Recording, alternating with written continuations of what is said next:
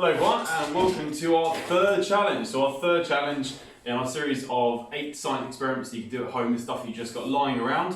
Remember, this is all in association with Tim Henman Foundation online, and again we've got the link posted at the bottom of this video so you can click on that and check out some of the work those guys have been doing recently. Remember, we're also running a competition throughout these 8 weeks, so we're looking for you guys to run your own versions of our experiments. We're going to be picking on the best ones across these 8 weeks, so you can pick on the 2 that we did previously, have a look at the 2 previous videos, or this one, or any of the experiments from the next 5 weeks, and come up with your own versions of it. So, kick up your own contraptions, and think of your own ideas to test. The more wacky and creative you get, the more things you test, more predictions, hypotheses you get in the mix, the better. The most interesting one we're going to be rewarding with a free science party. This is a big deal, okay? This is a whole free science party for you, including all the stuff we do, so the slime making, sweet making, all the smoke rings and smoke bubbles, and everything else too for you and your friends. And we're also, we're not going to forget about those 10 runners up. They're going to be rewarded with a free home science lab kit. So that includes a lab coat, both our science books, and loads of other really cool gizmos. So you can carry on with the experiments at home. So today we've got a really good one. This is a really quick one, a really easy one to do, and I think particularly good, if the sun makes a reappearance again, if you have another barbecue, because what barbecue would be complete without some bubbles, okay? But we've actually got a bubble worm, okay? It's so much more than a bubble. So what do you need for this one, okay? Again, like I say, super easy. So you just want a pair of scissors, elastic bands, crucially, some kind of washing up bowl, okay, or a lunch box, okay, any kind of broad container. Some food colouring might be handy, we'll talk about that later. Some water, and of course your soap, okay, and of course ideally some sort of 2 litre old drinks bottle, okay, so you can reuse that. So first step, okay, just to prepare your bubble mix for later on, make that get that nice and ready. Crucial thing here, so it's water and soap, but you want roughly 1 part soap to 5 parts water, okay, so just got a beaker of water there, put it into my container, and so roughly 1/6 of that wants to be soap, 1/5 to 1/6, okay, don't have to be too precise, but we find probably 1/5 is quite nice, a little bit extra, okay, so roughly 20% of it is soap, okay, so yeah, really I would say actually 4 parts water to 1 part soap is ideal. So you want about that much, so that can go in your mix.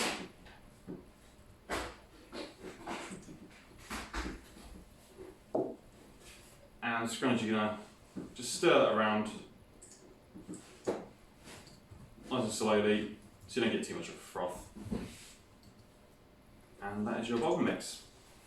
So I'm going to put that to one side for the moment. Next up, we just need to make the bubble blower itself, okay? So the thing that's actually going to produce your bubble worm. First thing here, so you've got your container. You don't need the full length of this, okay? Up to about roughly there, okay, is absolutely fine. And to be honest, this is the only slightly tricky part. You definitely want a little bit of adult supervision for this bit. We're actually just going to slightly squeeze it, so you flatten it. So you take the cap off first, so you can do that. So flatten it down a bit. And we're just going to, with the scissors, just pierce, as I say, about 1/3 of the way along the bottle, and then just trim all the way around to produce a bubble blower, okay? You can use a box cutter for this, okay, they're a bit sharper, can be a bit easier, obviously a little bit more dangerous, so definitely if you are the age where you can use one of those, do have an adult at hand, but a scissors is absolutely fine, and it's a bit safer, so that's cool. So the easiest way is actually just to snip one bit, as I say, you just kind of squeeze it to begin with, and you're off. Once you're in, it's pretty plain sailing. So you can then kind of just poke the scissors into that insertion, and just cut from that incision that you just made all the way around. Try and do it as evenly and smoothly as you can. You can always go back to it at the end and just trim a few bits off. There you go. So that's all it wants to be. That sort of length is great. I'm just going to neaten this up a little bit. So like I say, you've got a nice smooth edge. Now the one thing that I didn't mention that you need to gather is a cloth. Okay, so you want one of these sorts of raggy cloths, okay, that's, you know, full of kind of, you know, visible holes. Okay, it's one like that, that's ideal. And the final step here is just to actually place that over the top of the bubble blower, like so. And then just grab your elastic band and just secure it like that.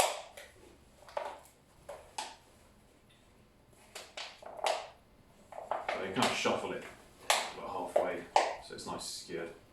Make sure it goes right around the edges there so there aren't any bits that wanting to ping up. So there you go, so something like that. One I made earlier. So that's your bubble blower. Next up, it's fun bit, get to test it. You're all done. This is the good bit. So you've got your bubble mix there. It's just a case of dipping that into your container and see what happens. So you've got some bubble mix on the end of your cloth there. I'm just going to blow through this. Take a moment now, have a prediction. Make a prediction as to what you think is going to happen next. Okay, make your hypothesis. Okay, what do you think is going to happen next? So you can pause the video, have a think, come back to me. And you're back with me. Here we go.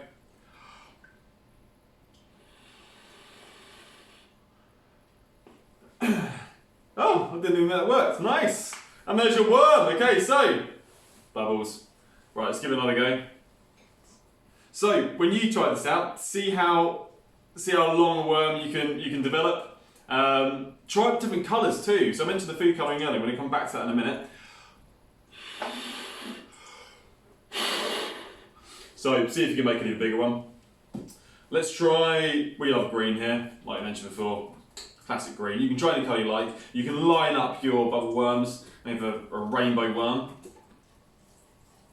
Try at different temperatures as well. See if the temperature actually affects the length of the bubble worm, the size of your bubble worm. Let's give that a go. Lovely. Shrek's house.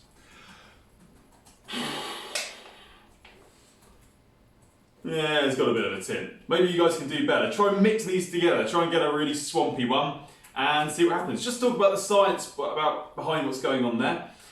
So when we put the cloth over that half of the plastic cup, the bubble blower, each of those little holes is effectively acting like its own little bubble blower. So as I blow air through all of those holes that are covered with our bubble mixture, the air is then getting pasted up and wrapped in some of that bubble mixture. So each one, as I say, is acting like its own individual bubble blower and making its own little bubble, and all those bubbles then coalesce, stick together to form your worm.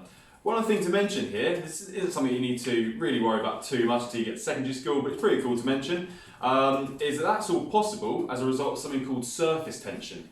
So the water molecules within the soap-water mixture all interact together to form tension on the surface that captures that air.